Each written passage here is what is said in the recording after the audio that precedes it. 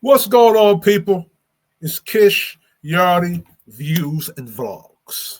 I'm here today to talk about these people right here. This white fatigue that us black people gotta deal with all the damn time.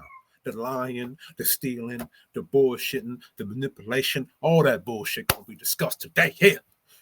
Stephen Crowder, bitch ass in the back. Andrew Wilson and his classical church trying to get Santa Claus to force you to fuck your bitch or for your bitch to give you some pussy. Just Pearly things in the back. Now she just probably not as pretty like that. And then you got Candace Owens. Let me duck. Candace Owens right there.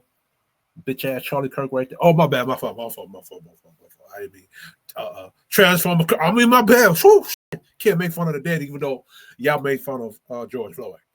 You know what I'm saying? Charlie Kirk. I mean, I'm that man. Anyway, now it's important as a Jamaican American to tell my Caribbean American brethren that is, if you're going to be here in America, you got to pay attention to the politics of things. You got to educate yourself on the politics of things. You have to understand white people. It's a big problem. If you go there in America or anywhere in the world, you have to know about the white fatigue. You understand? I'm going to address that here in this video. But go ahead. Understand? All right, come on. The origins of white fatigue. Black dysfunction is real, but it isn't the origin. White America created the condition, then get tired of the side effects. That exhaustion is what you call Becky and Brad fatigue. Let's get it. The flawed blueprint white men created. White men designed the American system, and the system was flawed from the start. Not because white men are unique villains, but because they are unique villains. I gotta edit that. But because any system built on exploitation will corrupt its creators too. Key points to highlight. Slavery as the original fault line. White men built their wealth through enslaving another group. That choice created a permanent moral contradiction. They never resolved. This is why I tell Caribbean blacks, Black Americans need to get their reparations, and they need to go specific to them so it can address. This is why I agree with the argument with Black Americans that reparations should specifically go to their lineage, because they were the ones being brutalized by white America, right? And even though Caribbean blacks, we did help them, but it's still reparations should go to them. You understand? Because it fixes the problem that white people created. And white people have to admit this creation that they did when they pay off the reparations. Now, what I didn't put in here, which I should have done, and I'm thinking about it now, I might do a video separate on that. I wonder if this is the tactic that the conservatives and the liberals are playing. What the liberals did was destroy black culture with a lot of leftist ideology, right? Because black culture, when you take it back to Black Wall Street and in those timelines and eras, black people were very conservative, and they were adopting to the capitalist system, and they were working towards it, right? And as long as they were there, it kept reminding white America about their sins. Because remember, as you get to the 60s, right? America was trying to tell people, or the rest of the world, that we are a better system based upon our constitution than everybody else, because we're capitalism, everybody else is communism. So black people kept reminding them that, no, you have a moral contradiction, because according to your biblical principles and according to your constitution, how you treated black people doesn't fit what you're pushing. So what the liberals did was destroy black people even further. And now it gives a conservative reason to say, well, white people are not the issue of America. It's these black people that are the issue of America. So I think that's the game both sides of the fence are playing, right? This is why I don't claim to be conservative or I don't claim to be liberal.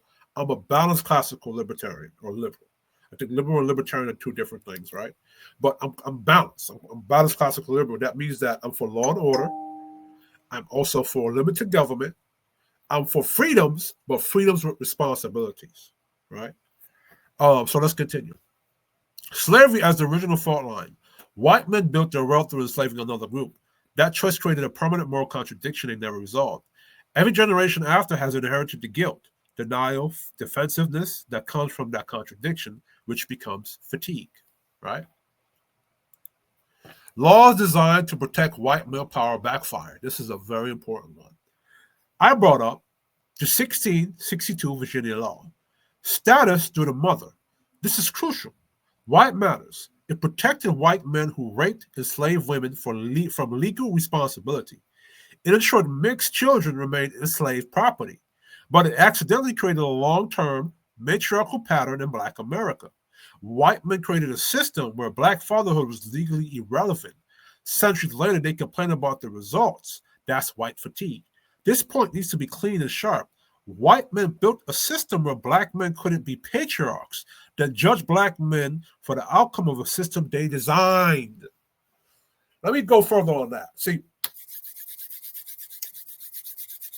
white men created the fatherless America, in Black America. Because during the slave plantations, what happened was, once a Black male boy turned the age of 16, they took that boy from his father and shipped him to another plantation. So what would happen is you had a lot of Black men who were stepfathers during the slavery time. And they were just fathers of mixed children and Black children that wasn't biologically theirs. Sound familiar? And what would happen was the white man would go sexually assault the Black man's, or rape the Black man's woman, create a mixed half-breed, and he wouldn't take any responsibility for that half-breed kid. And they switched up the law because the law previous to that was that you are the father. So if he had a mixed kid, the mixed kid would gain his freedom through the white father. But they switched it. So the matriarchal issue that we have in Black culture is because of a law that white men created as a purpose to evade accountability and responsibility for doing something according to their rules they were not supposed to be doing. They were supposed to be mixing because they were working off of biblical principles. All right. If Captain Desariark, shout out to you if you ever see this video, type it in the chat and help me out with the Bible quote, right? So according to them, they did something they wasn't supposed to be doing. And then instead of taking accountability and responsibility for that, they switched the law. So they created the matriarchal problem here. So when Andrew Wilson was debating Coach Greg Adams about the matriarchal situation in Black America, his forebearers created the problem. Let's continue. White violence against Black independence. The section gives your argument historical weight. Black Wall Street. Black people built a conservative nuclear family-based community. White America reacted with violence, bombings, arrests, raids. Even after rebuilding, mobs destroyed it again. This shows the hypocrisy. When Black excellence followed all the rules white people claimed to respect, white people still burned it down. This becomes the root of Black fatigue. It's also created white fatigue in a different way. Guilt, denial, and need to silence these events through propaganda. So Black fatigue would not exist without white fatigue or white violence. White woman's part in the system. The Victorian patriarchy created by white men created feminism. White women rebelled against Black men, but against white men. Oh, my fault. I read that properly. Shit. White women rebelled not against Black men, but against white men. Exploitative sexual culture, workplace harassment, economic dependency, social double standards, brothels, disease, and unmarked graves of poor women. So what happened during the Victorian age, right? And I'm going to do it's actually a thing I'm going to do about non-monogamy to prove that white men were also promiscuous too during that time, right? So what happened during the Victorian era, you had a lot of prostitutes, right? And a lot of prostitutes came from a lot of poor working class white families. And if you go research the cost of living at that time, it was very difficult for a poor white woman to find work or whatsoever, so she had to turn to prostitution. And what would happen is during the Victorian era, white women, when they would work at these factory jobs, right? Factory places. Because see, what they don't tell you is that the white woman that was actually living good in a traditional situation was the lady. And she was like middle to upper class, right? So what happened with the poor working class white woman, when they would be working at the factories, A white boss would advance on the white woman. The white woman, who was probably married to her husband at home, would reject the advances. Or if she didn't have a husband, she would reject the advances. I'm going to break that down in the next video and post it on this channel, right? So what would happen, because the white woman rejected that white man's advance, she'd get fired. And in order to live, she had to sell box to gain money. Sound familiar like today? Today, most women, the only thing difference with back then and today, white women can monetize them on, shout out to Coach Greg Adams, can monetize themselves with OnlyFans and all this other stuff. And they don't need a white man abusing them. So in the objective thought, I actually agree with women doing OnlyFans, because they don't have to worry about a pimp. They don't got to worry about any abusive situations, and they keep their money to themselves. The only problem is that they live in that lifestyle, and now when they want an average dude who don't want them in part of their life, that's when they start complaining. And that's what I have an issue with it. But objectively thinking, I understand where white women coming from. Because the Victorian age of patriarchy, now, this was practiced only by the elite white men. You feel me? Charlie Kirk kind of people. Andrew Wilson kind of people. You feel me? Anyway, let's continue. Brothels, and then you had a lot of von Nero disease. So what happened was a lot of women, they died from a lot of von Nero diseases, right? And they would get buried in a lot of unmarked graveyards. It was, that time was messed up, right? White women blame white patriarchy, but here's the twist. White feminism needed numbers. White women realized they couldn't overthrow white men alone, so they recruited black women, whispered to them that black men were the enemy, not the white man. That strategic shift fractured the black family and erased decades of progress.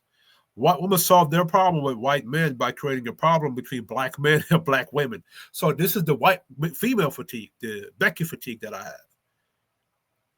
Because how do you tell black women who you want to be part of your military that the white man is not the enemy, but her own man is the enemy? That's the birth of Becky fatigue. They became tired of their own men and exported that fatigue into black America. Woo! Breaking it down. The modern echo, tech, hookup culture, and collapse. White men built technologies driving hookup culture, apps, corn industry, AI filters. White men built the economic environment that destabilized family formation. White men built modern media that glamorized dysfunction. Then they complain about low marriage rates, birth collapse, loneliness, social autonomization. They manufactured the same chaos they now claim to be exhausted by. That exhaustion is Brad fatigue, right? Black people are responsible. Yeah, so black people, we're responsible for our own choices, but we are not the architects of America's foundational dysfunction. White men created the system. White women rebelled against that system, and both projected the consequences onto black America. The fatigue white America feels today, Becky and Brad fatigue, is the exhaustion of living inside the contradictions that they built. The dating and mating hypocrisy of Brad and Becky. White America created social standards they themselves don't follow, then project the contradictions onto black people. I look extra brown and handsome and coppery and delicious. Take your Becky from you. No, I'm playing. The body type double standard. White men normalize slimness in their own culture. Among many white men, slim is the ideal. Slim thick is considered getting overweight. Medium thick or curvy is labeled as fat, which is going to be difficult for y'all today because a lot of Becky's out here that's lovely. This is their system, their standard, their framework.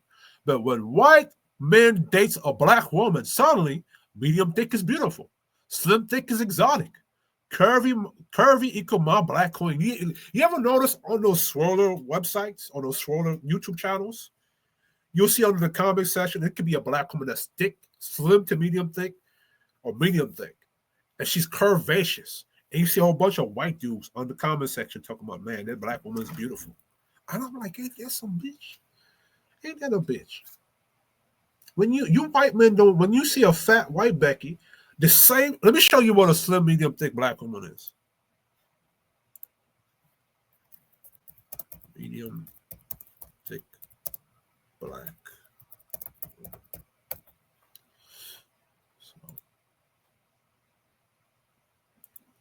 So this is what I mean.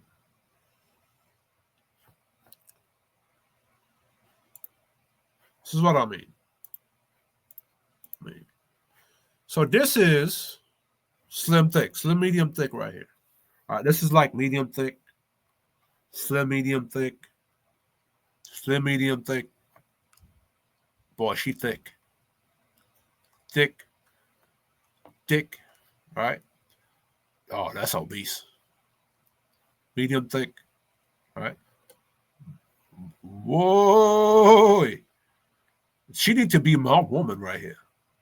This is my black woman right here. You know what I'm saying? Slim, medium, thick. All right, so slim, medium, thick black women with white men.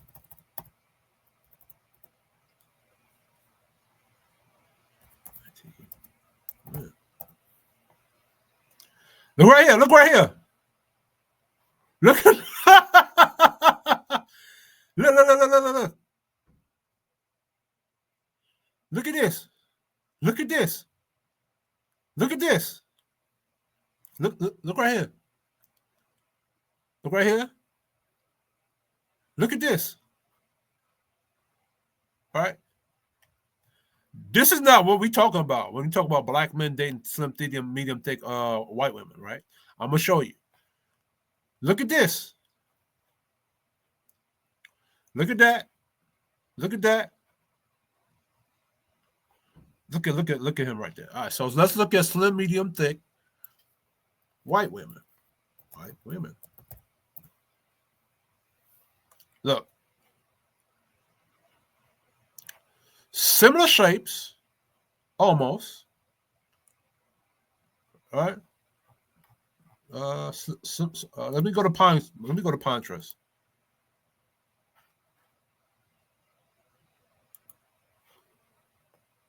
All right. Similar shapes to black women. All right. So let me put up. Let me go. So all right. So it's in the yard. Thick white baddie. Let's go thick white baddie. I saw thick ass Daphne out there. That's crazy. So this is the thick white women, right? And to all the thick white Beckys out there, from this blackie, from this Jamaican American. You know, I don't want to cosplay black Americans. Listen, I love y'all thick Beckys. If the white man don't like you, I like you. I don't give a shit what they call me. Look at this Becky right here. All right. Thick white baddie with black man.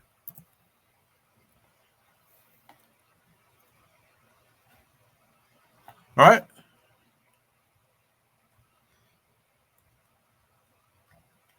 All right, let's go back to Google because Pinterest is being stupid. But you get what I'm saying.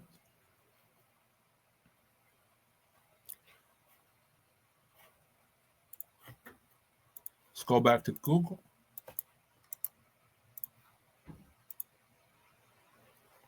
All right. Oh, look at this. She's thick. There's a lot of black women that look like this, right? Right? Dr. Umar Johnson. There's plenty of black women that look like this. All right. That nigga, you don't even see this nigga in the picture right there.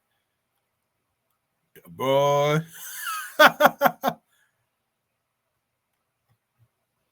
So when black men be talking about the white woman we go after, it be like this. But white dudes will call this chick a fact. Growing up, you would hear white men call women like this fat. Right? Fat.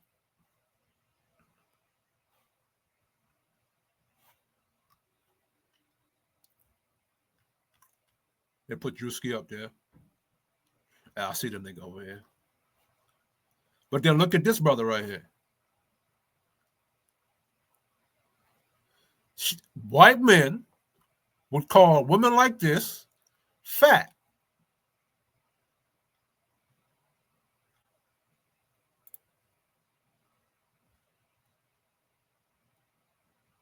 Look at this brother with this black chicken right here, right? So there are white women that look like this, right?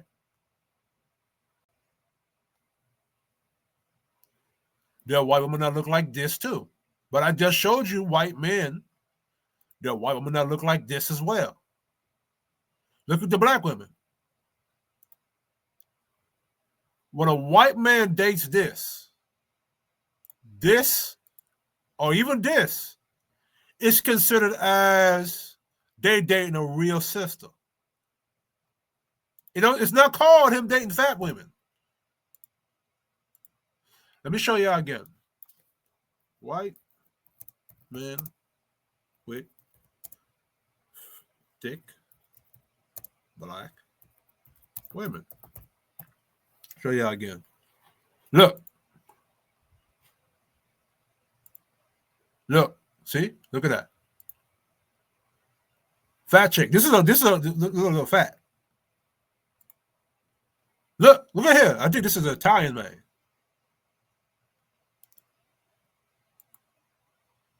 Right here. With white man and plus size black woman. Look at this. This is a hard faced motherfucker right here. Look at this right here.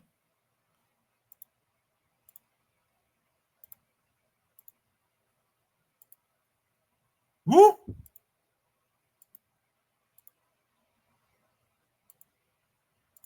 All right, so y'all understand what I'm saying right now. Y'all got the picture, right?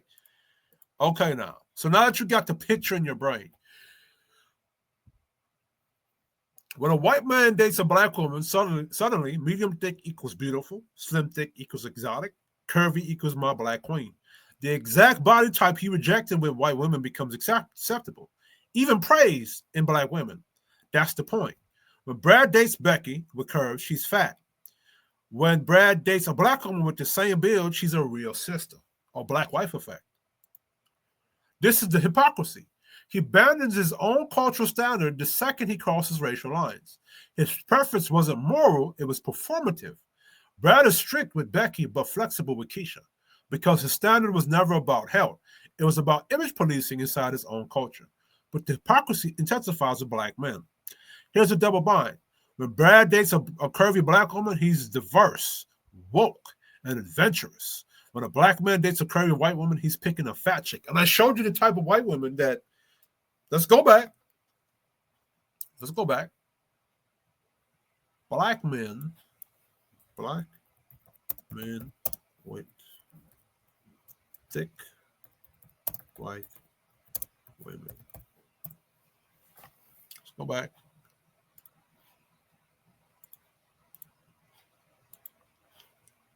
All right. Oh, she's pregnant. All right.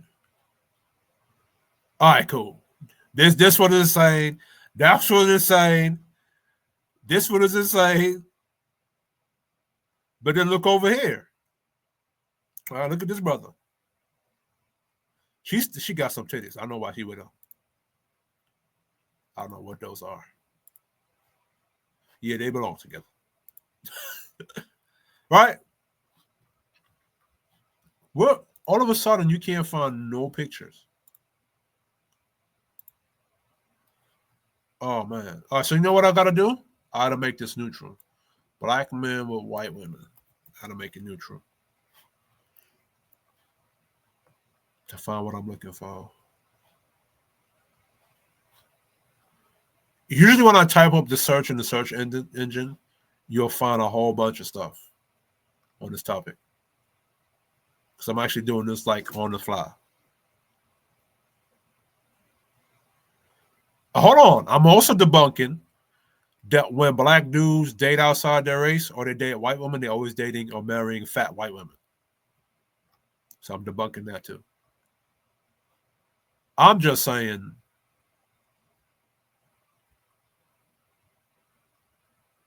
Damn, they usually have a bunch of stuff up here about on it. Let me see this. Oh, they got 8 reasons. I don't even want to go into it.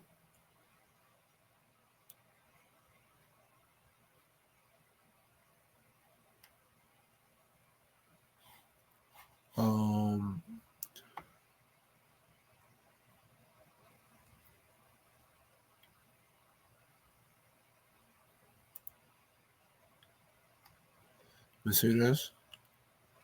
Hold on. It's a couple of slender white women that these black dudes are with. They're not thinking like everybody keep lying about.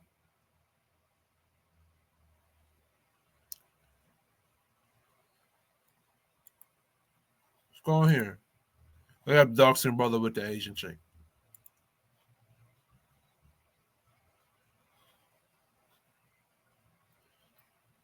You be careful, brother. She gonna lick off all your blackness.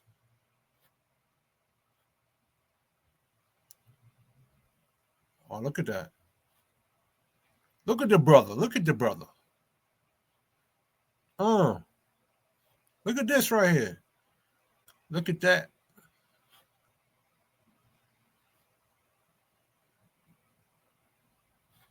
I don't see too many fat white women though. That y'all keep claiming that these brothers keep their, except for this one. Uh-oh. Yeah. Okay, these. But these are literally the same size as the black woman you saw the white dudes with that I showed.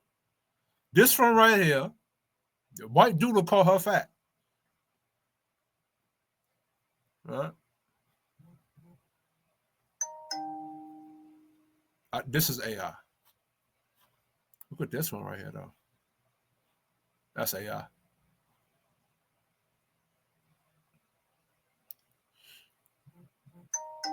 This is slim thick. There are plenty of black women that look like this. All right. Okay. Oh no, that's AI. That's AI. Yeah, some of these are AI. She's actually not AI. But if this was a white woman, a black guy would call her fat. But a black guy would then date and trick. I forgot her name right here.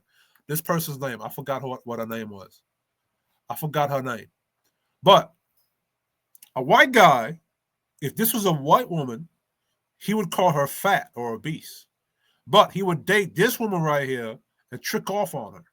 But if the black guy dated, say, this chick on the left, which is or this chick right here, we would be called dating a fat white woman. That's the hypocrisy. And you hear that all over these manosphere spaces, right?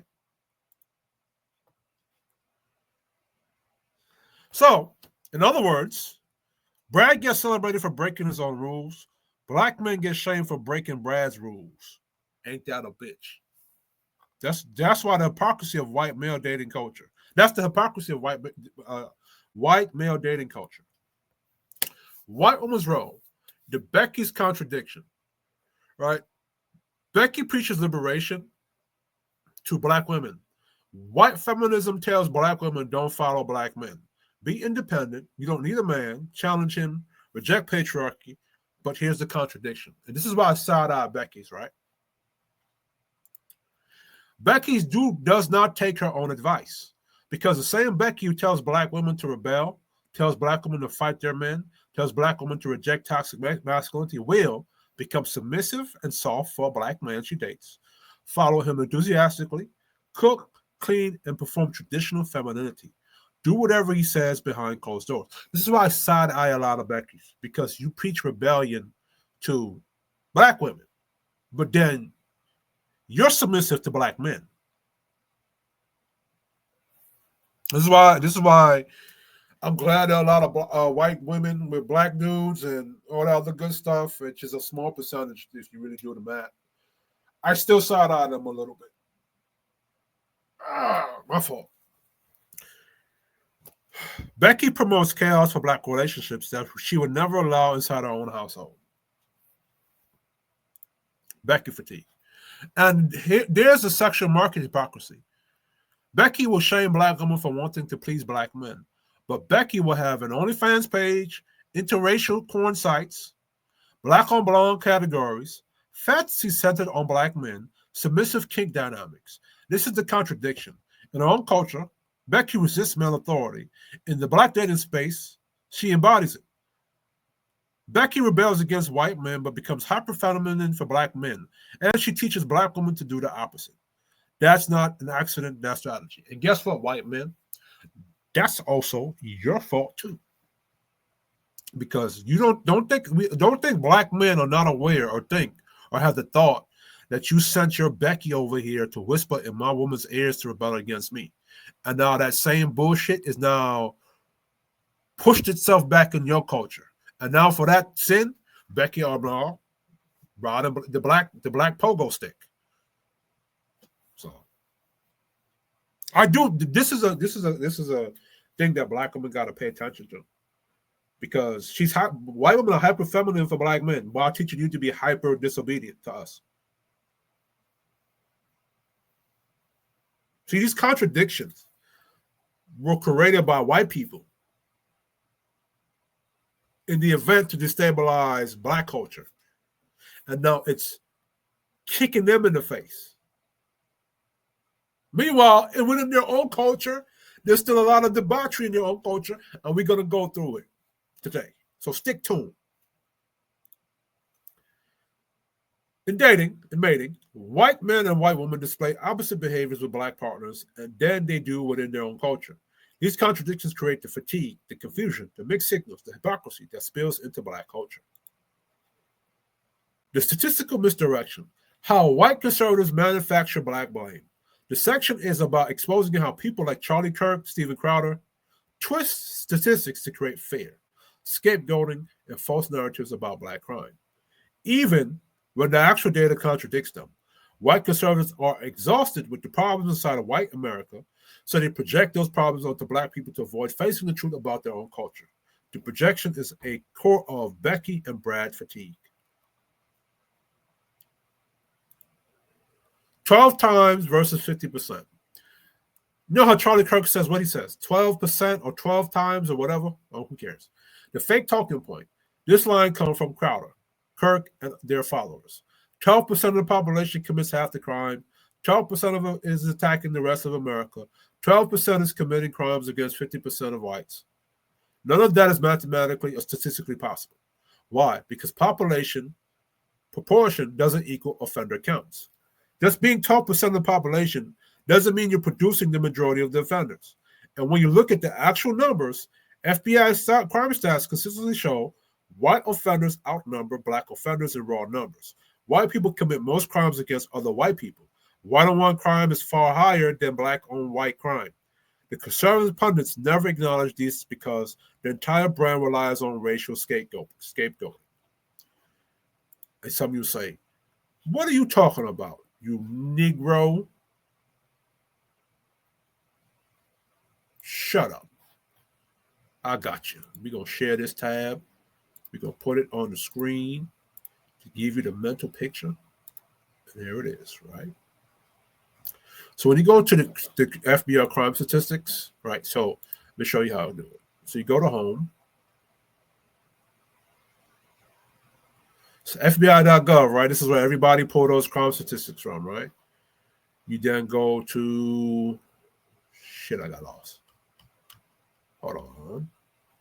So this is where you go. You go to their website, right? Publication page. I guess you gotta wait till it loads. Load up, nigga.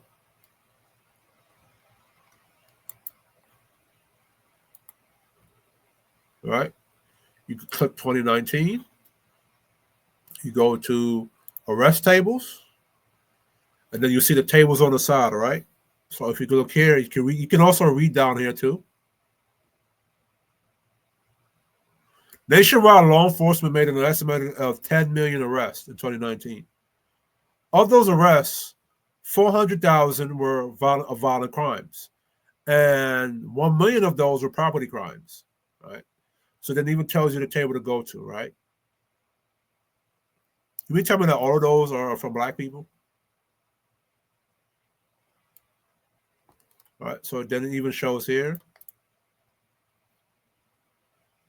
All right. So let's go to, I think there's a table 6, but let's start at 43, right? Let's go to 43. When you look at all of this down here, right? So murder. White people commit 45% total, right? Of the negligent murder on the white population, right? Black people, we got to hold ourselves accountable, right? Because 51% is doing this against 26%, right? So we got to hold ourselves accountable. But what's notable here is that 45% is committing murder or non-negligent manslaughter against their 50% of their population. I'm going to break that down, what that means later. But then look at this. Look at the rape statistics. 69%, right? Look at aggravated assault, 61%.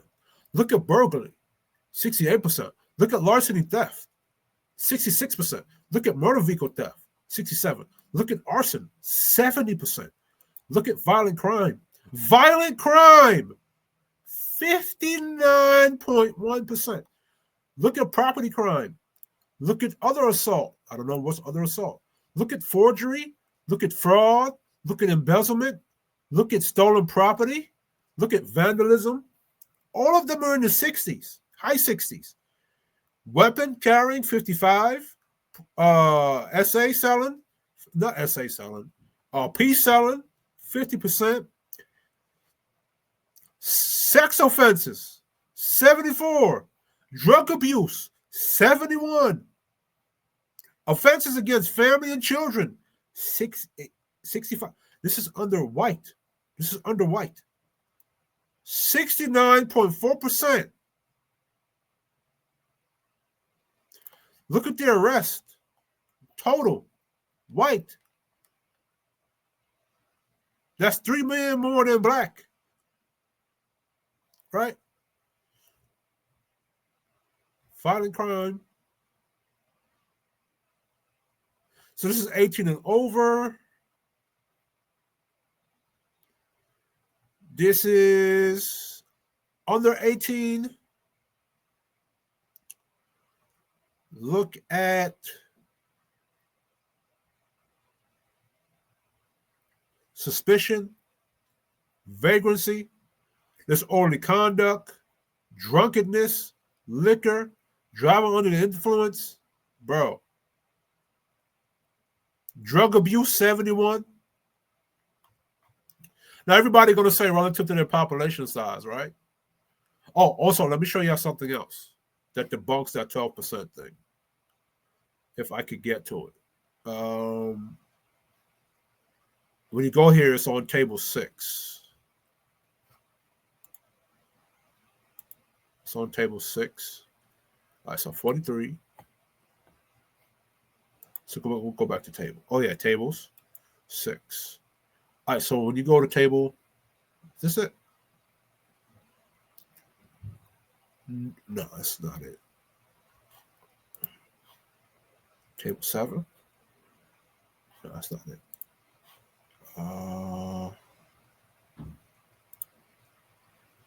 Okay. So, hold on. I forgot the table. My fault. Let me do this.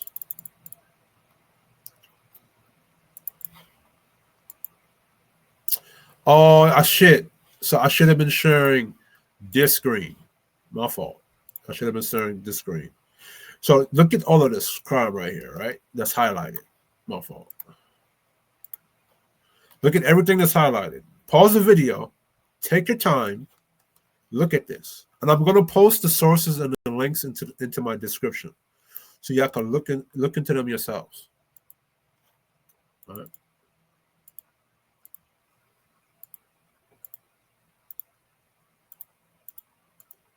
Give me a second. All right, so So this is expanded homicide data, table 6. So don't worry, I'm going to post this into the description when I'm done. All right. So look at this.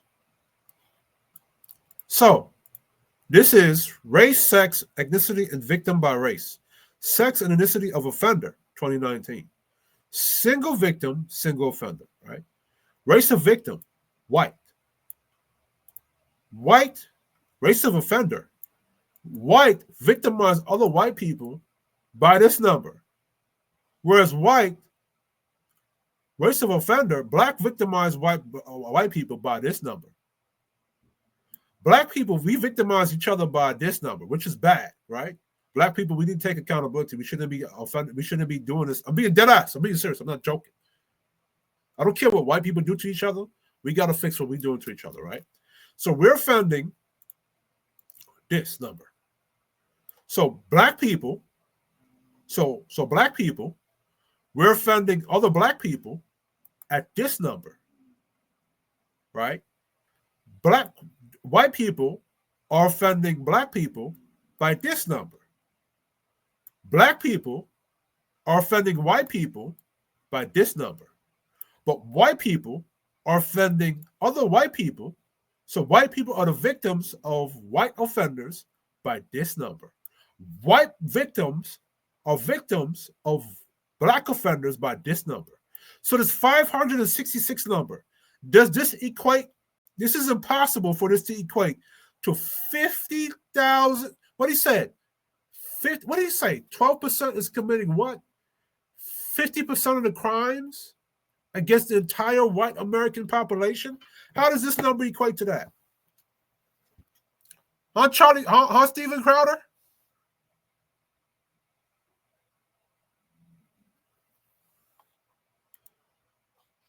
So I'm going to post these into the description, sorry. And y'all could go look them up yourselves, right?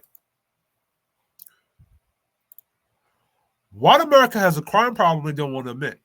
And I showed you the 45%, right? Inside white America, 45% of white offenders kill 58% of white victims. Because let me show you where I'm getting that from, that hypothesis theory from, right? Because if you go here, we go back to StreamYard. If you go here, and you look at this, right? Murder, non-negligent murder under white people, 45.8%, right?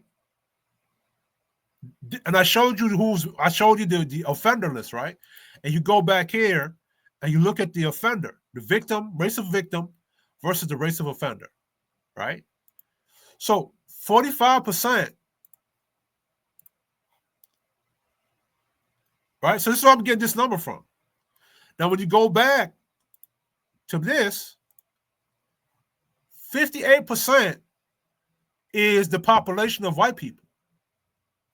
45% are offending parts of the 58%. This is a big percentage.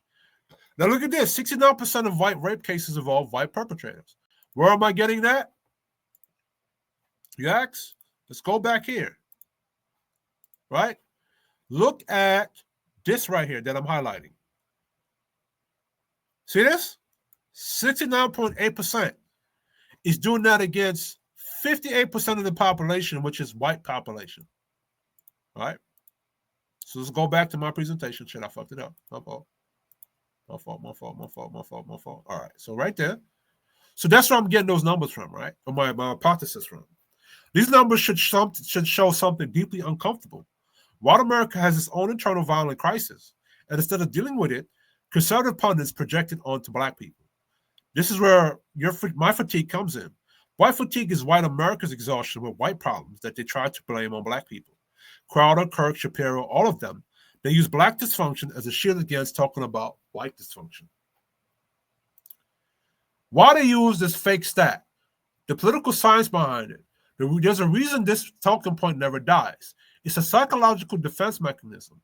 White conservatives don't want to admit opiate epidemics, and I showed you the drug crisis, school shootings, domestic violence, meth and fentanyl crisis, trailer park poverty, white criminality, white sexual violence. So they deflect. It's a political tool. Fear of black crime helps justify policing policies, energize conservative voters, maintain stereotypes, excuse systematic failures, deflect attention from white rural collapse by focusing on what black people are doing in the urban centers. It's a cultural myth that protects white identity. For many white Americans, admitting white criminality means admitting white fragility, admitting white pathology, admitting their own internal issues. Admitting white America is not the moral template they pretend to be. So they create a target, black men they keep hitting, instead of fixing yourselves. Black men are not the fault to why Becky's don't like you, white dudes. Black men are not the fault to why hip-hop is not the issue while white women are cheating on you. You're the issue. Becky and Brad fatigue shows up in white political culture through statistical lies. White conservatives use distorted crime data to turn black people into America's scapegoat, avoiding responsibility for the dysfunctioning happening inside their own communities. FBI crime report. So when I make these stats, I'm not pulling this out of my ass. You saw where I get the stats from, right?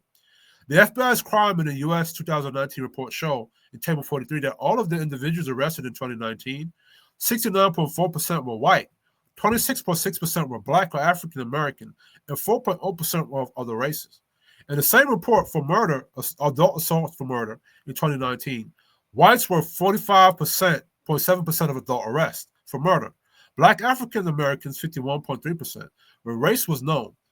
The BGS Criminal Victimization 2020 Supplement Statistic Table shows that most violent incidents against white, 69%, and black, 66%, victims were committed by an offender of the same race or ethnicity as the victim.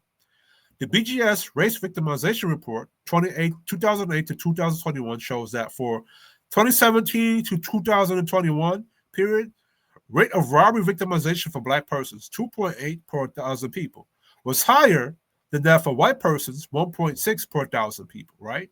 So when you say, so that's within that group. So black people were victimizing each other, which is not good. And white people, you're victimizing each other, which is also not good. But this is 2.8 per 1,000 people. So I'm saying,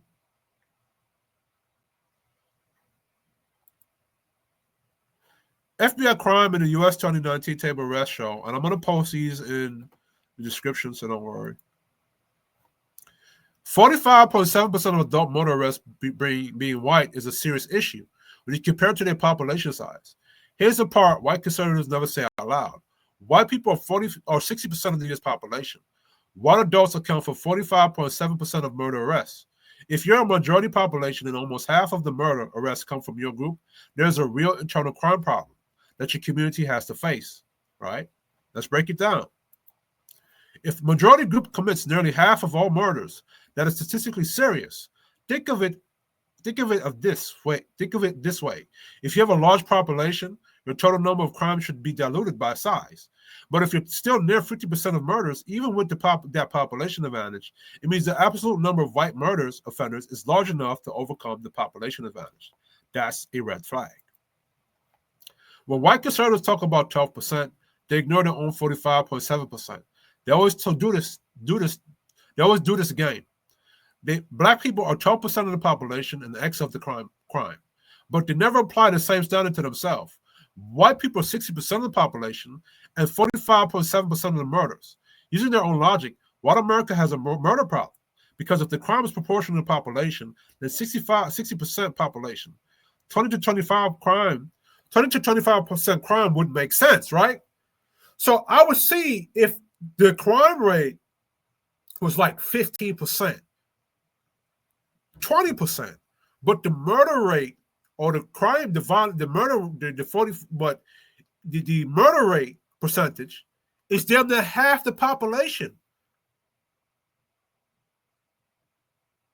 That's a problem. 60% of the population, 45.7% murder arrests. That's statistical abnormal, right?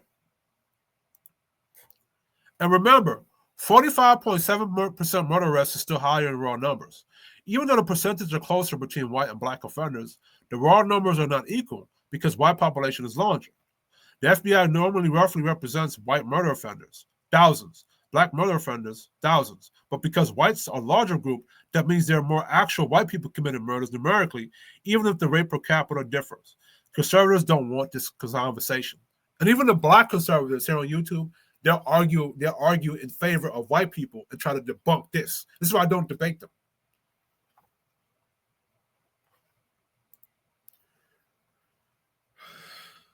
White on white murder, and the killer point, pun intended, white on white murder is the majority. When you combine population size, arrest percentage, and white on white victimization, you end up with this fact.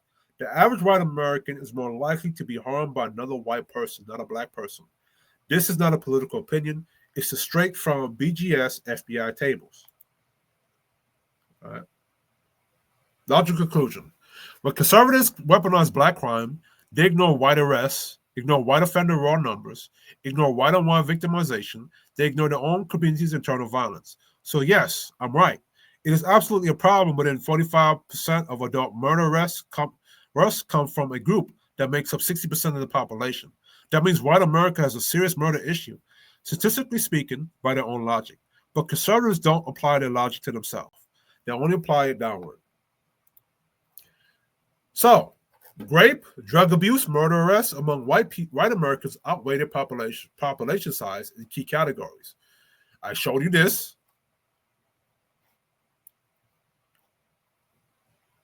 This means they are overperforming their population share in rape arrest. Drug abuse, I showed you that. White Americans are roughly in the 70% range for drug abuse arrests. Population is 60%. White drug arrests are 7%, 70%, and a whole lot of other shit that I showed you. Again, overperformance is relative to population size. This means white America has a major drug abuse problem that is statistically larger than anything happening in black population. But black fatigue is an issue. Murder arrests, this one is important. White Americans aren't overrepresented here, but the raw numbers are huge. When you combine murder plus rape plus drug abuse, you get what I said. White America has an internal crisis zones they never highlight. Rape, drug abuse, murder. That's factually correct. Because admitting these numbers break the myth of white moral superiority. For 400 years, white America has marketed itself as the template, standard, normal, default, civilized group. Highlighting their crime numbers destroys the myth, so they suppress it. All right? So I already know why they're doing this. Fear-mongering, political narrative. And I think they're also trying to do it because the liberal base uses black people as a shield. So what the conservatives are doing in what we call in the world of combat sports is to defang the snake. This is to take away your defenses or your fighting capabilities so they can beat you up easier. Right?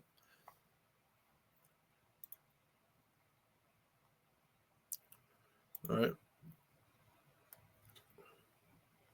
All right, so political weapon, white crime, political liability. White politicians don't score points talking about white drug abuse and et cetera, et cetera, et cetera. But they can always build careers off of talking about black crime. That's why politicians and pundits repeat fake stats because the real stats don't benefit them.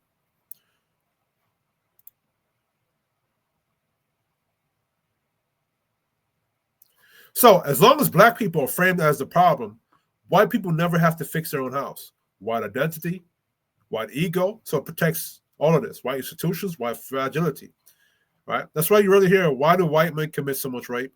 Why do white drugs abuse at 70%? Why do white men lead to serial killing, mass shootings, and domestic terrorism? Why is white on white crime violence higher statistically than black on black violence? Because if you say this out loud, the entire foundation of white America identity falls apart.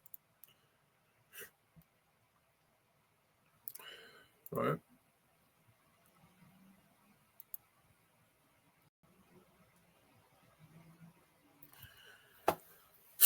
Decline of white birth rates, a system they built and later feared, right?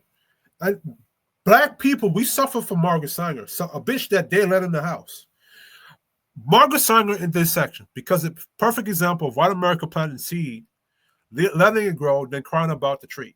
Margaret Sanger's Planned Parenthood was a white created system, conceived by a white woman, encouraged by white elites, funded by white institutions, legalized and approved by white male lawmakers, implemented inside of white communities long before it ever touched black communities.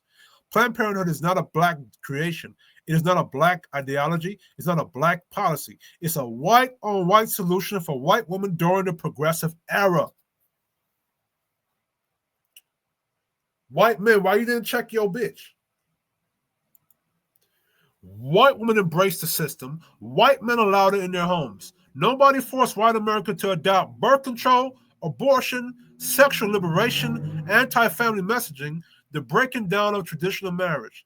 There were white choices inside of white households. Now the birth rate crisis is happening. White pundits blame black people. They talk about Western decline, traditional marriage disappearing, men going MGTOW, women rejecting motherhood. But ask yourself, who created Planned Parenthood? Who pushed sexual liberation? Who dismantled Victorian morality? Who legalized abortion and normalized anti-family culture? And you white men accepted abortion because you white men were cool with getting your dick wet and getting a white bitch pregnant, and she going to the abortion clinic to delete your baby, and you don't have to take no responsibility for that. So y'all accepted this shit because you had benefited from the sexual chaos and sexual gratification and hookup culture and being motherfucking responsible. Then want to blame black men for that shit. Fuck you. White America caused its own birth rate, collapsed and turned around and projected the fear onto black people as if black fatigue is the real threat. This is the classic Becky and Brad fatigue. Infidelity and sexual hypocrisy.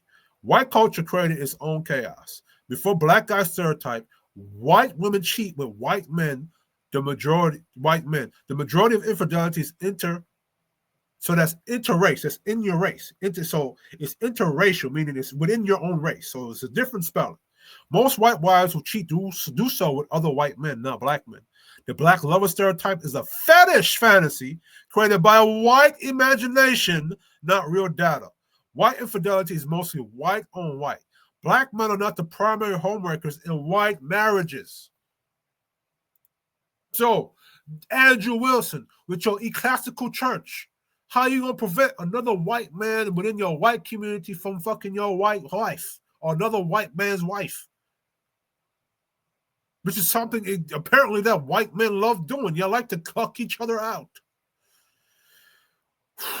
Hollywood, which is white-owned, markets white sexual chaos. Remember Californication, Wedding Crashers, James Bond, all those HBO dramas, Sex in the City, Showtime, Cinemax. Remember all them soft porn on Cinemax at night?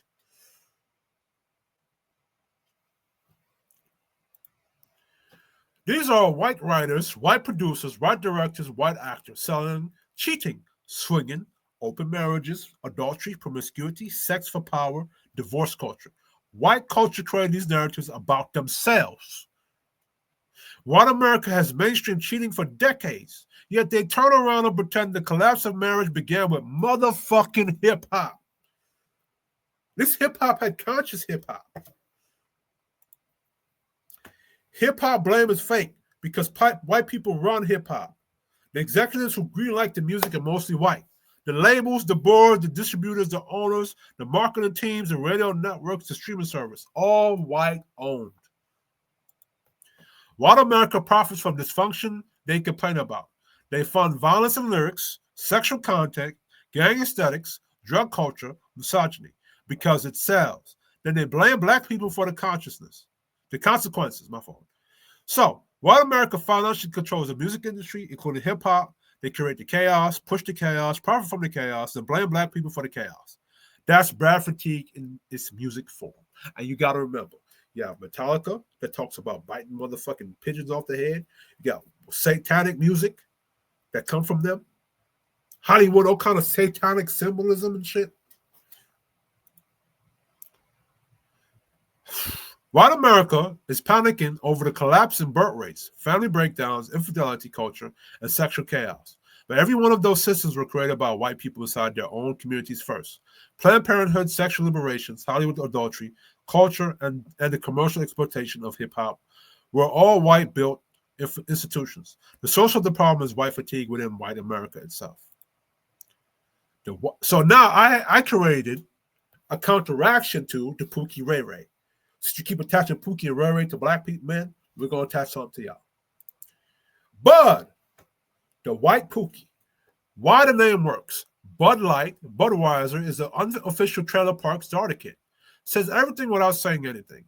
Instantly recognized, instantly visual, instantly stereotype accurate. Who Bud is. The white equivalent to the hood dude with charisma but no structure. Works odd jobs when he does work. No long-term plan. Beer can in hand. Nicotine pouch in the lip. Likes to fight at bars, fairs, or NASCAR events. Plays country trap music and loves guns but can't clean them. Lives in a trailer RV or his cousin's basement, probably messing with the cousin. Why Bud matters. Bud can take a white man's woman faster than any black dude can because he plays the same game as Pookie. Raw appeal over responsibility. Bud is a low-tier white male threat conservatives never discuss because a white Bud is probably going to mess with your best conservative classical woman. Red, the angry redneck variant. Red is Bud's cousin, who somehow has even less to lose. Redneck energy, but not the wholesome kind. Always mad, always blaming someone else. Anti-government, but on government assistance. Drives a rusted-out Chevy with a gun rack. Chews tobacco. Racist on Tuesday. Sleeping with a black woman on Wednesday. Red is the white version of the aggressive street dude, except he's from the cornfields instead of the block. Pickup truck Billy, the country bad boy archetype. I'm a genius. This guy is who? Has the loud truck with rolling coal. Cheated on every girlfriend he ever had. Gets into fights at country bars. Shows up to church hangover. Treats women terrible, but somehow pulls them anyway. Is broke, but stays surrounded by blonde girls who love bad boys. Pickup truck Billy is the white version of Ray Ray. The semi-dangerous, hyper-masculine, but low-accomplishment male women find exciting. Garage Man Joe, the low ambition every man. This one is crucial because he's the white version of the low value simp. Works a low skill job, no financial plan, no life plan, good heart but weak backbone. Doesn't lead, overly accommodating, gets walked over by Becky all the time, raises the kids that aren't his, Andrew Wilson. Lives for beer, football, and survival. He is the white equivalent of the I'll take care of her no matter what guy, the provider with no authority guy, the mule for a woman who doesn't respect him guy. The manosphere never critiques him, but he's in every white community. Andrew Wilson. By the way, Andrew Wilson is a baby daddy. Married to a step, he's a step baby daddy. White fatigue, right? The hypocrisy. I gotta do something on Andrew Wilson. Oh. So this is the crime stats and stuff.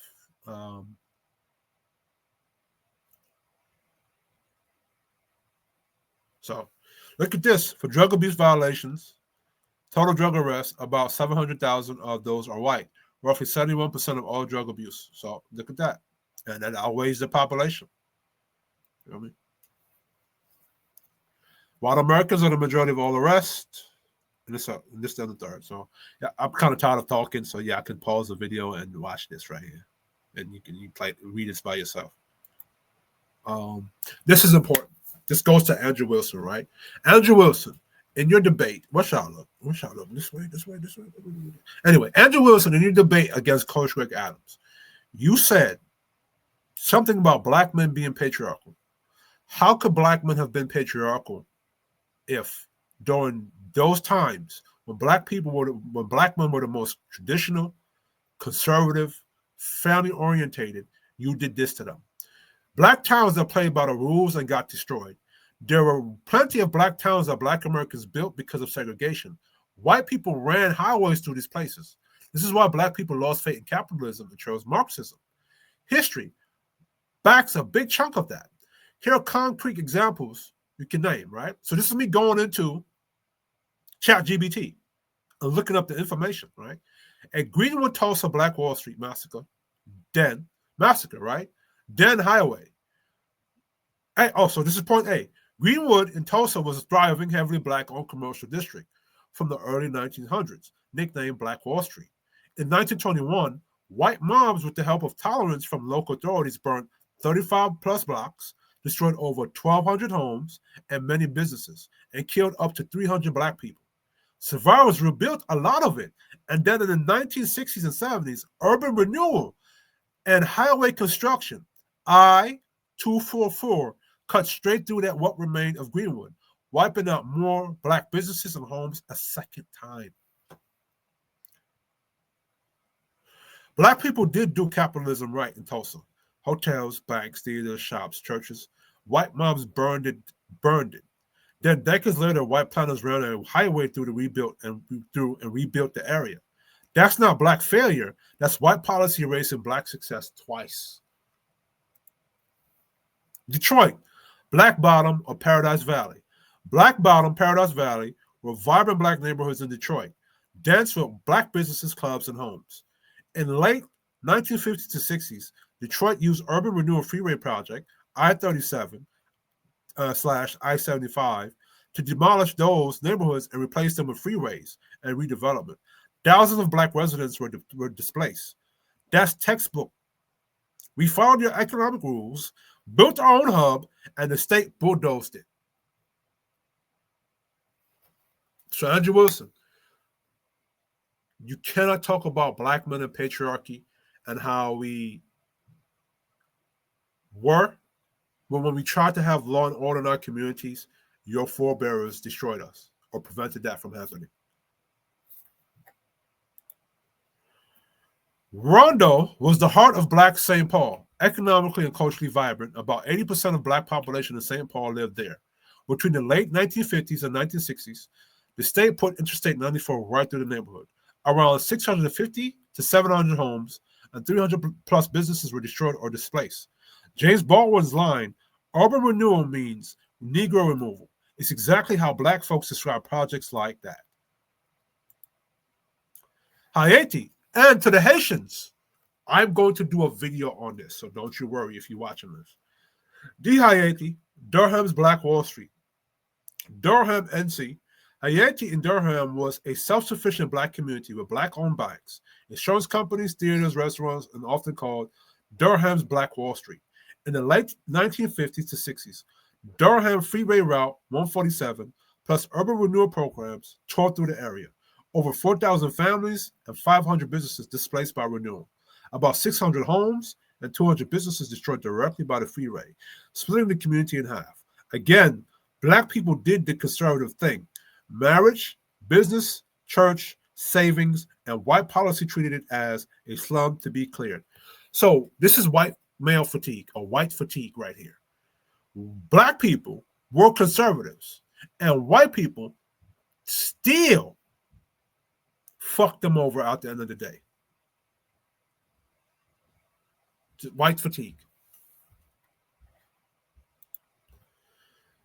New Orleans, I don't know how to say that word, so forgive me, was one of the oldest Black neighborhoods in the U.S., with 120 Black-owned businesses lining the avenue in a huge canopy of oak trees. Some called it a local Black Wall Street. In the 1960s, the city-state built I-10, California Expressway, right over the Black commercial corridor. About 500 homes and many businesses were destroyed. The area's economic and cultural life collapsed, right? If Black people were so anti-capitalist, why did white planners aim highways right through the most reproductive Black tax base in the city after city, right? Let me read that properly. If Black people were so anti-capitalist, why did white planners aim highways right through the most productive Black tax bases in city after city, right? So you can't say Black people weren't part of capitalism or trying, and you can't say they weren't conservative, because when they were, and they were trying to be part of capitalism, white people, this is what you did. Overthrown was Miami's main Black neighborhood and business district. Recent documentary reporting shows that multiple highways, I-95 and the Dolphin Expressway, were deliberately routed through Overtown, displacing thousands and destroying much of the Black business heart of the city. The pattern is the same. Label it blighted, take it by eminent domain, drop property values, push people out.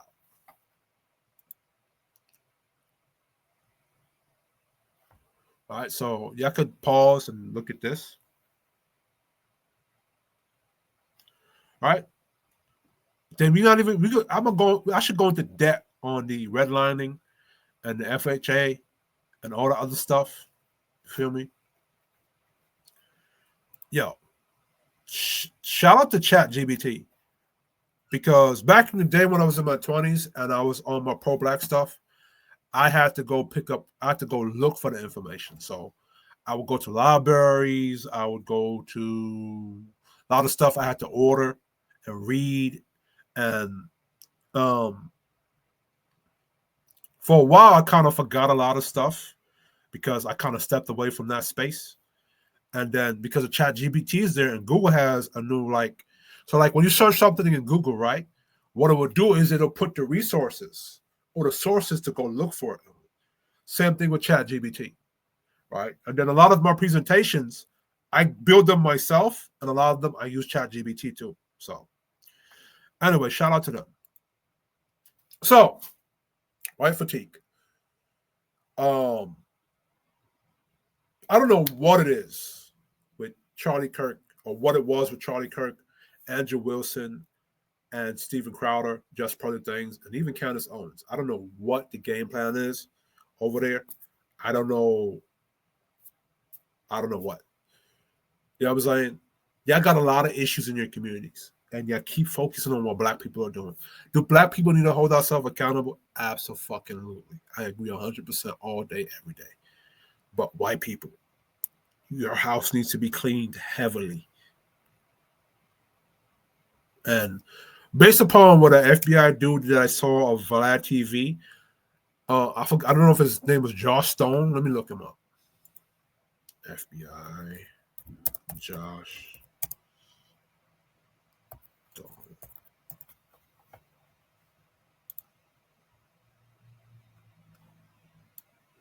No. Let me go on YouTube right quick.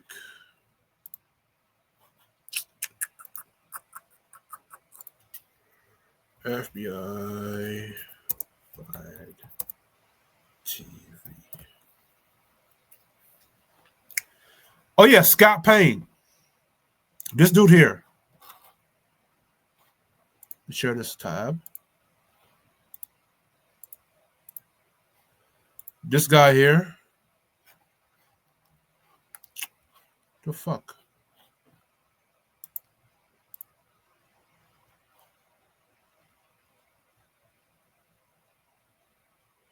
Yeah, this guy right here, right? Shit. I want to play it. So what I'm going to do is I'm going to hide it. How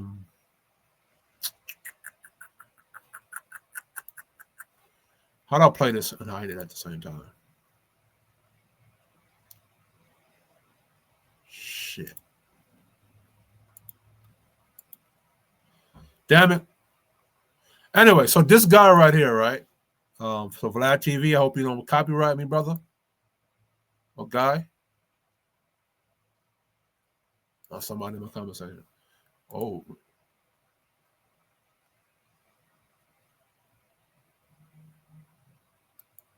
Oh, they're attacking just. Oh, I'm attacking just Brother Things now. Anyway, so this guy, FBI Scott Payne, go watch this video right here on Vlad TV. He's talking about how he infiltrated a lot of those white nationalist groups, and a lot of them tend to be conservative.